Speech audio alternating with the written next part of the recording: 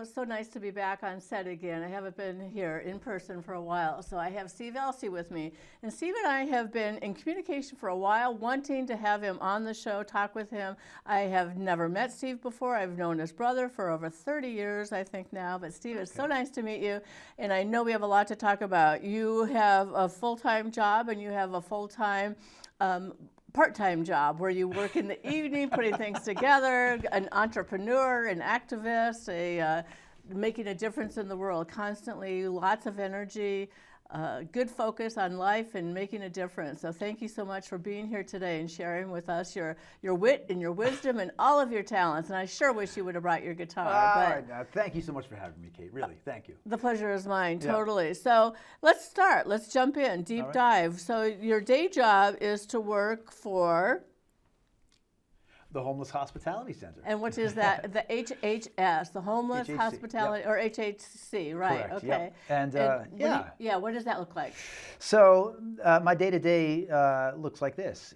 I manage two different programs. Two teams, two programs. Two programs: the Mental Waiver Program and the CHESS program, a community housing program. Okay. So let's start with mental waiver. What's that all about? The mental waiver is where I have a staff that goes into the community, and their purpose is to go into the houses of these folks who have a mental disability and to help them with life skills. Mental disability meaning not like they're mentally impaired necessarily. They can be. Yep. Could be. So ARC of Eastern Connecticut might something be involved like that. with them? Something like that. So these folks are capable of living on their own and sustaining a little bit, but they just sort of need some help with us. Okay. Need some help budgeting, need some help grocery shopping. They may not be able to drive. Life skills. They may, life skills. So, and it's a very important program as it keeps these folks active in the community, feeling like they're productive. Of course. So it really is a wonderful program. The other one is a housing program. Well, let's not jump too fast. Okay. So you have 13 people that you are supervising who work in this mental waiver program. That's right. And they're all over the city of New London or New London County? New London County. Ooh, yeah. so you have kind of a stretch, kind of a reach with all of that. Yeah. People are driving all around. So logistically, how do you keep track of all that? How does that work?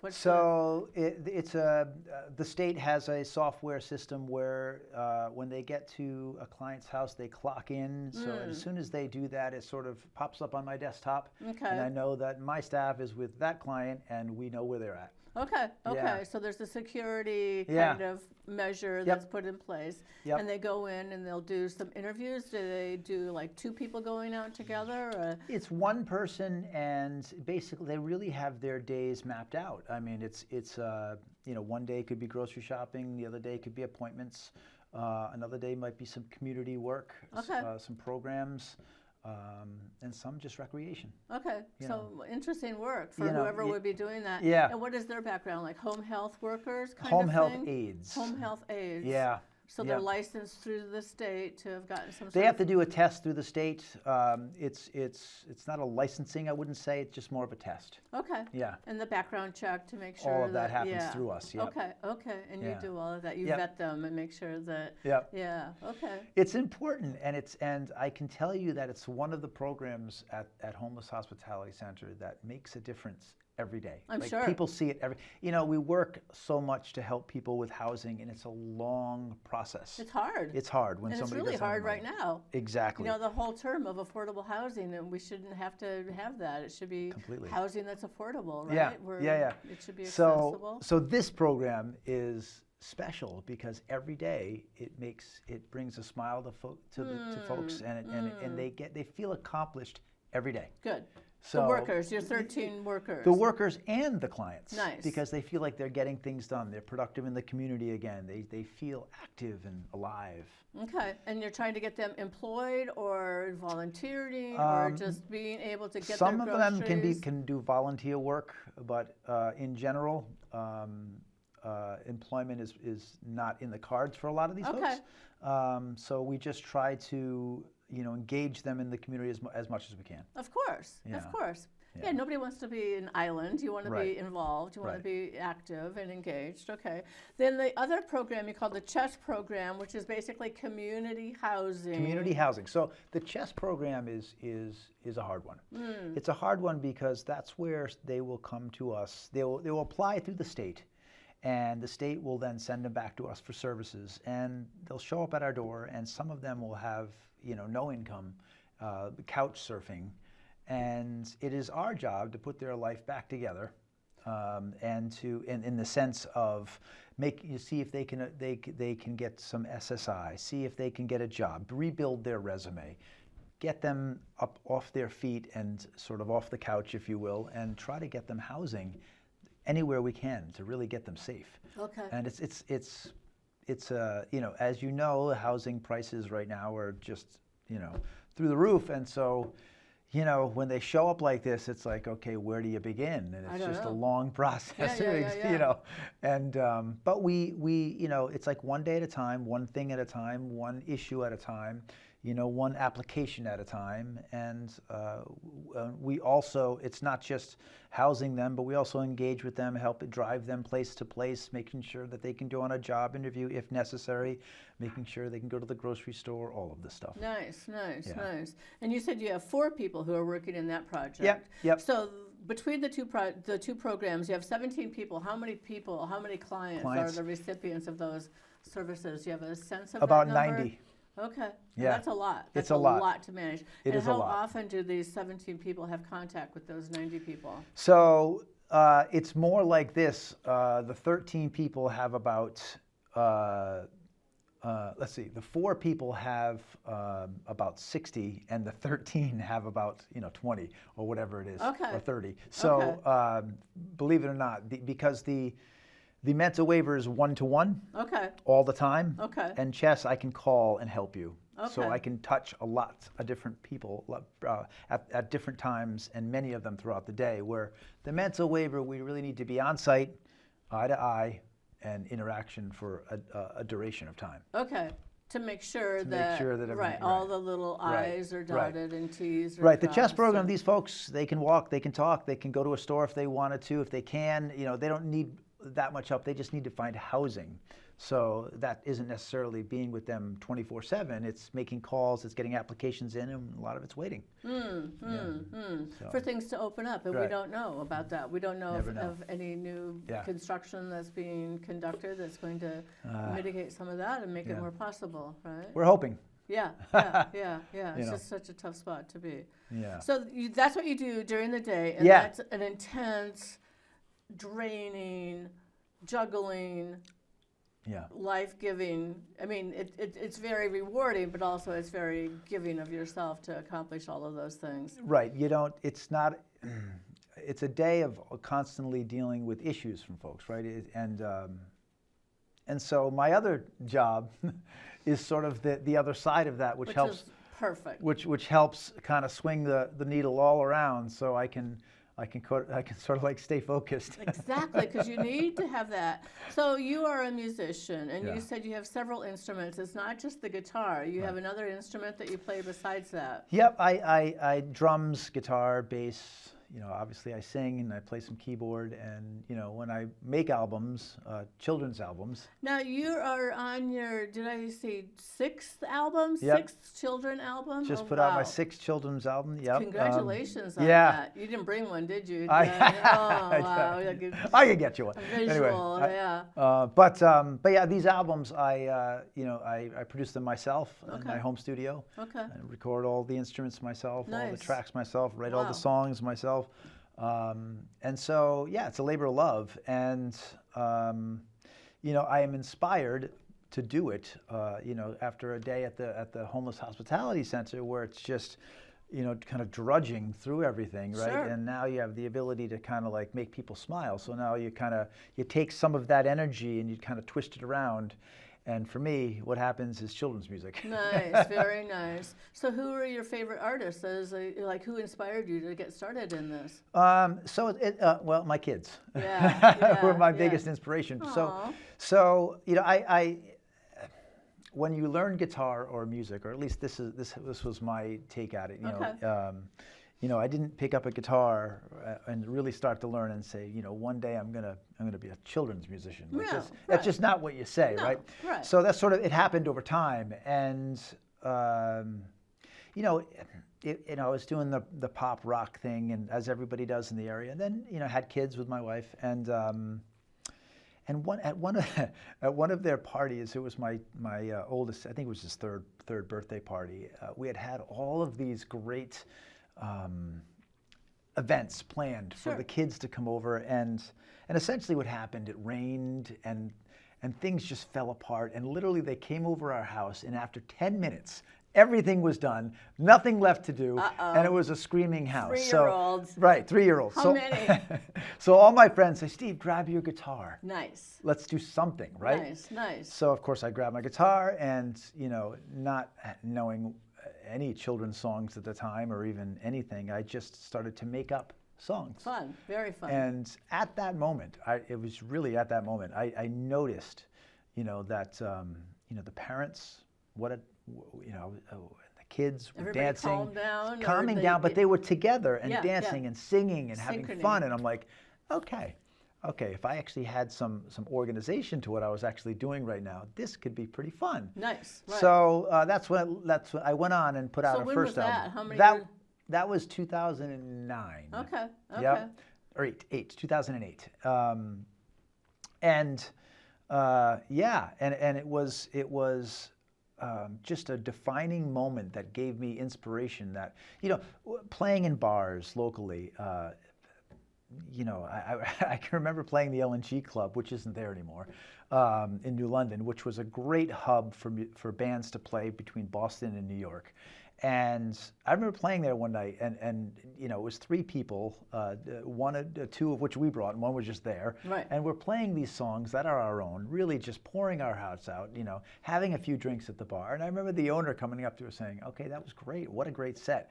Okay, you drank this much. Looks like you owe us $15." Oh no! And I'm like, okay, I think I'm in the wrong industry Yeah, here. no kidding, If we right? can't Oh, play it, no. so. And then, this happened, like I said, the party here, and I was like, boy, if I could really do this, I can inspire people, make people happy, and if I can create music that still holds its integrity to as a musician that really wants to play, Of course. then I think I can do it. And Right. one album at a time. Every time I put an album out, it seems to grow, and now when you play at shows, it's like they know all my songs and No, they're that's singing them. great. And it is quite an interesting take on where I was and what I'm doing now and how it all evolved. But it's so fun to watch families sing my songs, dance, be happy, just for the time that we're together. I'm sure. I'm sure. It really is. I'm sure. Yeah. Well, I am a big fan of Raffi, of course. Oh, Rafi, yeah, that's it, yeah. And he Yep. wasn't an inspiration for you. It was actually just your son. It was. So for me, I was inspired as being an activist. Okay. I was inspired by Sting, by U2, by Okay. Peter Gabriel. Okay. These are artists, pop culture, but that would Speak to the masses. Speak to the the poor, masses, speak and to environment. right, environment. They would do it all, and so I wanted to take that idea Okay. and sort of just spin it for kids. Perfect. Yeah. Yeah. Well, you're changing how they're thinking. You're changing how they're viewing the world, right? Or you tell me. Well, what are you doing by doing that? I remember one parent is coming up to me saying, this was, I forget the name of the child, but this was their first you were their first concert, Nice. right? So it's a big deal for someone to go to their first show and to see it all happen and sing the music and sort of be part of it, right? Of course. So I was like, boy, this is an opportunity really for if I'm going to.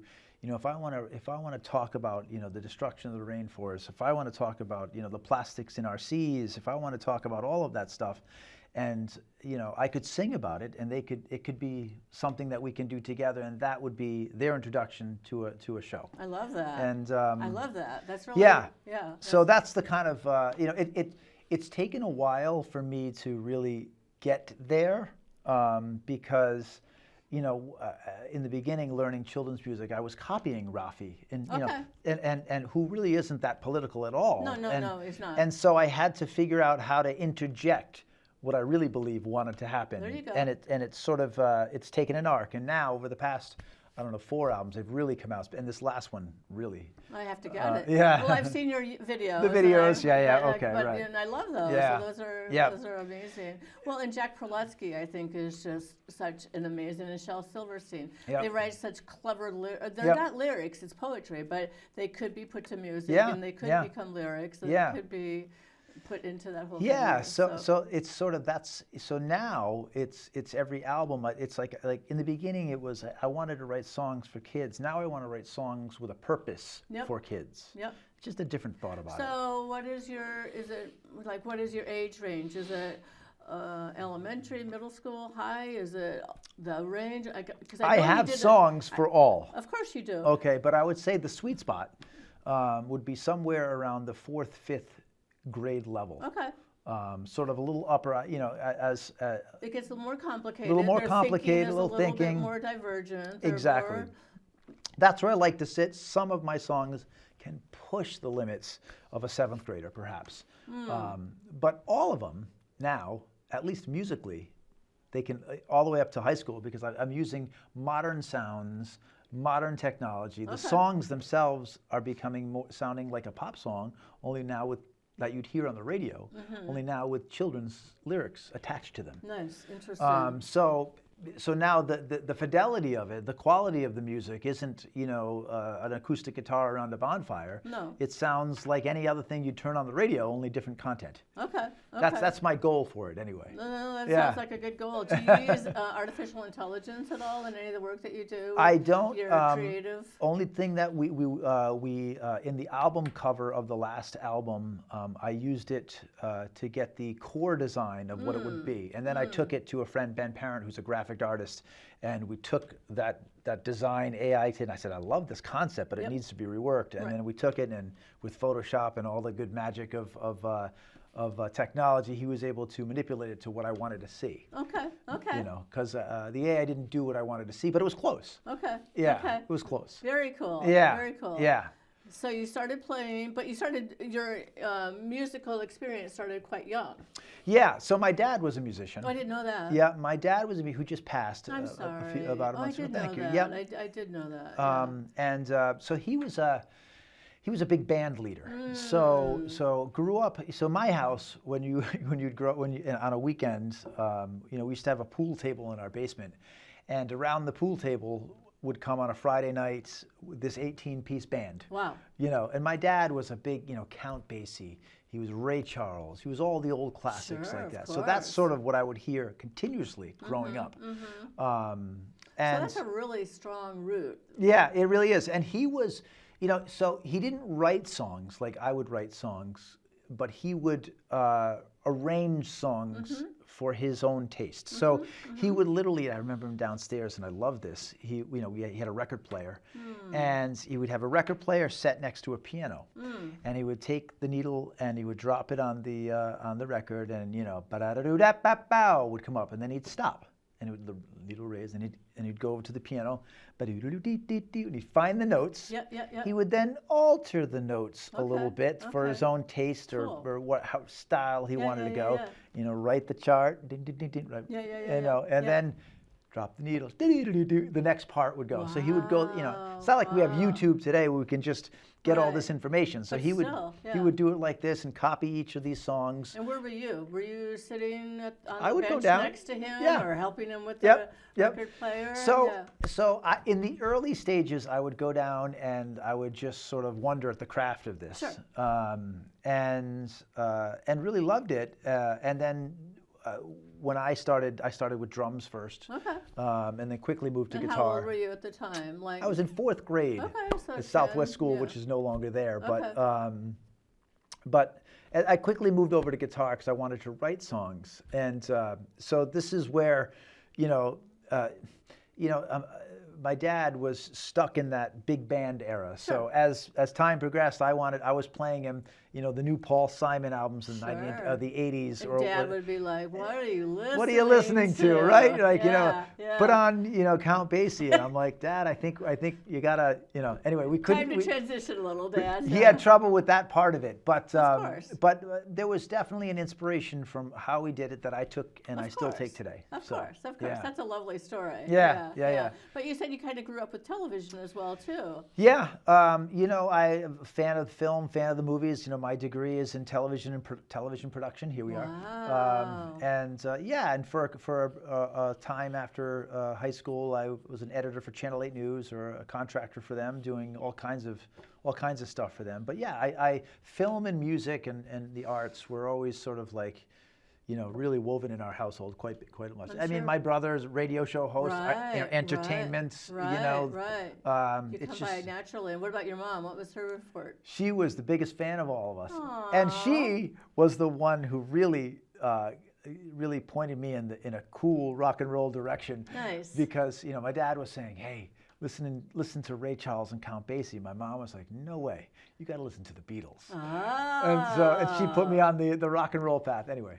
Love my So she mom. had different music playing upstairs in a different room Different. when your dad was downstairs with She wanted to rock a little bit. My dad was a little stiff with it all, but that's okay. That's a great story. That's a great story. So you pursued a very creative path simultaneously with social causes, social justice work. How do you stay motivated? We're kind of going through some tough times right now. My opinion. Yeah. I think that I'm seeing people kind of more angry than I've seen previously, and people kind of having melancholy attitudes about life. And can we make a difference? How do we make a difference? How do you find your? Yeah. What do you say? What's your advice? What do you tell your kids? What would you tell your grandkids? Yeah, it's Take a deep breath, part of right? it is just drive. I have this sort of eternal spring drive that I love to create, and I love to sort of always be active. I'm not happy sitting home watching TV Right. or just being. I always have to be doing something. Just ask my wife. She's like, "You're downstairs again writing." It's like you just can't stop. This is what they would say about me, and I completely agree. Even as a kid, you Even were as a always kid, like this. right? Yeah, So I enjoy sort of pushing boundaries and seeing how much I can accomplish. How for a piece of music, how close to pop can I make this song but still keep it kids? Yep. Pushing the boundary of Sure. it, right? How much work can I do with this organization, whatever it may be, to help them drive to get funding or whatever it's going to be for the cause that it will. I'm always out there first, sort of like the biggest fan of all of it, and say, "All right, how can I help? What can we do?" Nice. Nice. I just feel better about myself by doing it all. Some things I succeed a lot better than others, but I always try. And that's what it is at the end of the day. Always try. Keep trying, keep hoping, keep moving. Yeah. Put your feet behind, one foot behind the other, or one foot in front of the other, and just keep moving. And if you don't try, you never know. Exactly. Right. So. And I try to just champion the causes I think are important, and just really be a community person, always trying to be there. Okay. That's really what it is. So who's your team? My team meaning what? Meaning like when maybe you have a rough day or bad day, like how do you get back on the bike? How do you get? Sure. My family's always my team. Yep. For sure. But I can tell you, like my friends, I just have some amazing friends. Yep. And Well, they. you mentioned Hugh Birdsall, and I know we've had Hugh, yep. Ostofsky, Yep. Stephen Ostofsky. Yep. I always struggle with his last name a little bit. Yeah. But there are.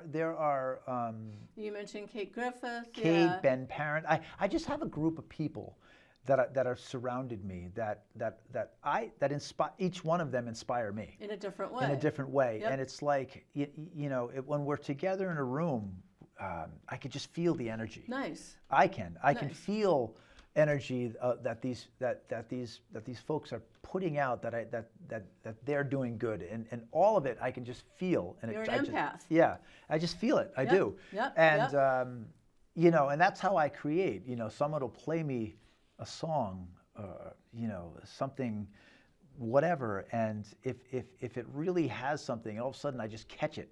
It's like almost like it's like you smell some pie or something.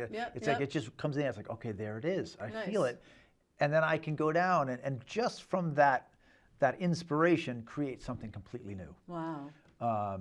And it's just and that happens with people too. One of my best friends, Ben Parent. I don't know if you know who Ben Parent is, but he's in the River Gods. Anyway, so we used to be in competing bands years ago. All right. And he and now we're best friends. But he always inspires me. He does kind of an alternative country music, Americana, and it's nothing I do, but I get inspired by it and how passionate he is about it, and then it pulls over to me, and off I go again. And I think I do the same for him. Nice. Well, you need that. You need a little bit of competition, because a lot of what you do, you're kind of isolated. I mean, you are connected, but you're also creating, and you're always trying to generate and have new material, right? Always new material, and my my newest material is something I wrote called "Change the World," which had a video for it, which was trying to get people out to vote in whatever fashion you'd like. So you're big on veterans. You're big on getting out the vote, the Green Party, the environment. Trees. Yes. What else? What's most? Animals. Animals are a big one for myself and for my brother. That's a space where we meet. Nice. We grew up with animals in our household and really have a special place for them. And so this is why the environment is important to me, because the destruction of trees and our habitats and whatnot, the animals that we love, get affected by this and ultimately no longer have a home and die out. So, so I try to stay on top of that and make sure that things like that don't happen, especially locally. I'm part of the Alewife Cove Conservancy here in Waterford, New London, and it's our job to make a healthy cove there. Absolutely. And I work with Ed Lambereau, who's part of it, and and we're out there, fundraising, and we're always chatting, and we want to make that riverway, clean. We want to dredge it. We want to make sure that it's vibrant and fish can come back up there so we can all enjoy it. Absolutely. We need all of that. And you just had something that was at the Hygienic Art, Pass the Guitar benefit. Yep, Pass the Guitar. I know that you did a benefit, not a benefit, it was a fundraiser for New London Community Meal Center not too long ago. I heard about that. Yep, we do quite musically, and with the help of Hugh Bertzel and others who help us out. There's always a Pass the Guitar, and it goes for various organizations. And Hugh always, every 6 months, we do one for the homeless shelter, but he's always doing ones for different spaces. And as I work at the shelter, so it's great that somebody else organizes it, and I can just show up and play. Absolutely. Anybody wants to reach you, Steve, how do we get a hold of you? I know you're on Facebook. Facebook, Steve Elci, website, Steve Elci and Friends. Okay. You can find, if you just Google Steve Elci, Steve Elci, we'll find you. Okay, because I know people want to be in touch with you, want to support whatever it is. Are you doing any fundraising for anything? Today's Giving Tuesday, right? It is Giving Tuesday, and that's big for HHC and our department that's doing that there. I'm not involved in that, but they are, so we know what's happening. Of course, and then grant writing, is that another thing that's going on with HHC? Always. They're always looking for grants, always looking for ways to to improve, get some money so they can improve the services. Absolutely. It's all about getting people what they need, and we all need the same things, right? All need the same things, and and sometimes those things are hard. Absolutely.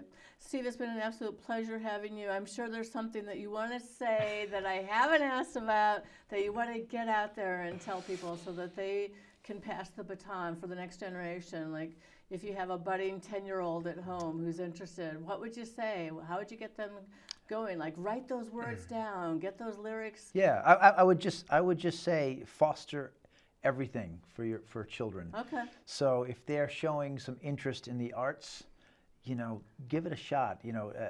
Give them a guitar, help them get a guitar, help them learn music.